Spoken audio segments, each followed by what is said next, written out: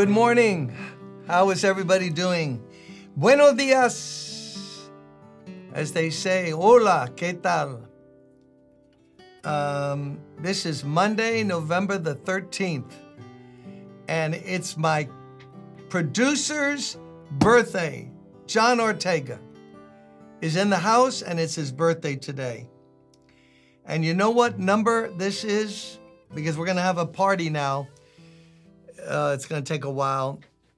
I have to go into the new year. But we're at 934? 46. 946th devotional. Come on. And I'm so happy to be reading Hebrews with you. We're in chapter 2. Let's review. Written by an unknown author. A lot of people say Paul. Other experts say no, someone else. And the writer, I should say, is directing this toward Jewish believers who have been tempted, possibly through persecution, to go back to the less persecuted way of just being Jewish. Now, anti-Semitism has always existed, and now Christians were getting persecuted too, and they were thinking maybe less heat being a Christian than less heat being a Jewish than being a Christian. He's trying to tell them now, no, the old covenant, the law, Moses, has been superseded, replaced by a better covenant, better agreement between God and his people. And Jesus is far superior than angels, Moses, and now he's focused on angels because angels were involved in the giving of the law. We don't know exactly how, but angels were involved as God gave Moses the law on Mount Sinai. So verse 5 says of chapter 2, it is not to angels that he has subjected the world to come, about which we are speaking. The world to come about which we are speaking. The world to come. The new covenant is not about this earth, this land, this dirty atmosphere, this globe, Atlantic, Pacific Oceans. The world, God's kingdom, we're going to find out there's a new heaven and a new earth coming, not polluted like this one is. And he says this new covenant is about the world to come. This world has a date of expiration. We don't know when, but it's all going to perish in fire, Peter tells us. But the world to come is what Jesus is about. Here on earth is not where we get our reward. Let's stop and talk about that because there's so much focus now on earthly things. Philippians tells us that Paul is warning about people who talk about being Christians, but they're messed up and they're ashamed to the faith. And he says, as he describes them, he says that, let me give it to you. Here we go. Chapter 3 of Philippians. Join together in following my example, brothers and sisters, and just as you have us as a model, keep your eyes on those who live as we do. For I have often told you before and now tell you again, even with tears, this is not rank and file unbelievers out in the world, that many live as enemies of the cross of Christ. Their destiny is destruction, their God is their stomach, and their glory is their shame. Their mind is set on earthly things. There'll be people that were already in the church that were enemies, not of Christ, of the cross of Christ. Remember Jesus said, take up your cross? Any suffering, denial of sin, what the cross is really about, our depravity, which required a blood sacrifice for us, they'll be enemies of that, whose God is their stomach. They'll be religious, but all they're concerned about is their appetites. self-gratification.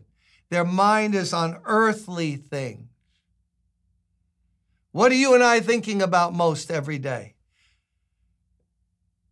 Paul says in another letter, set your mind on heavenly things. Get your mind above where Christ is.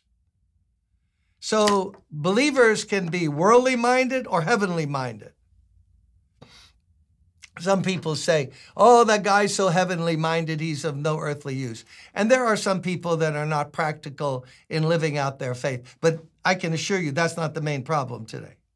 The problem today is we're entrenched in this world and not thinking and living with an eye on the world to come.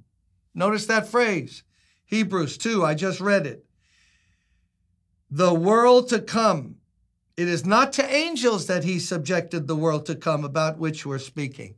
Jesus is going to have in subjection to him the world to come, the huge, big renovation, the judgment of God.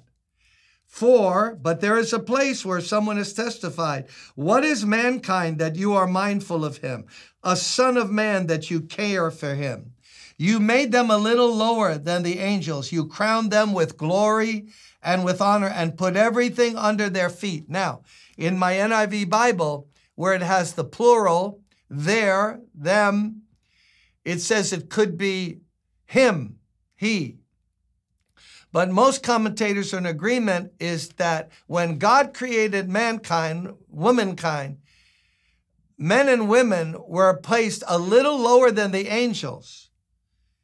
And it says that you made them and crowned them with glory and honor and put everything under their feet. But in putting everything under their feet, God left nothing that is not subject to them. Yet at present, we do not see everything subject to them. So God, when he created us, made us little lower than angels and subjected everything under man. But then mankind, then sin came. And the whole thing's upside down. Now people are worshiping animals instead of having dominion over the creation. That's what sin did. It wrecked everything.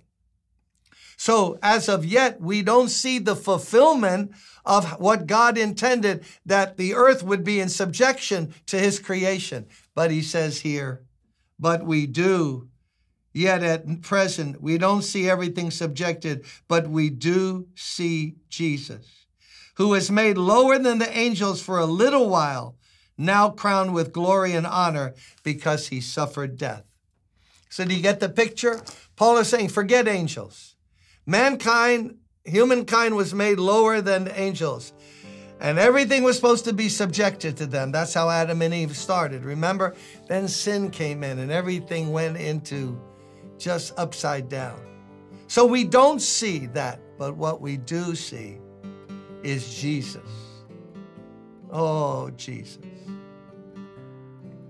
Now, waiting for his ultimate crowning as King of Kings and Lord of Lords, the subjection of everything under him. And why was he crowned with such glory and honor?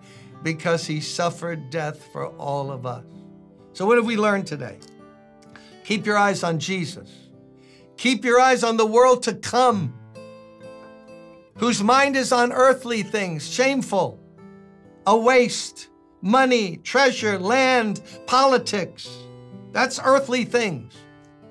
You get embroiled with that, you get agita. You get agitation. You get to have a nervous breakdown. Oh, this one, this said this. Let's keep our mind on Jesus. Praise God. He gives peace to every troubled heart. See you tomorrow.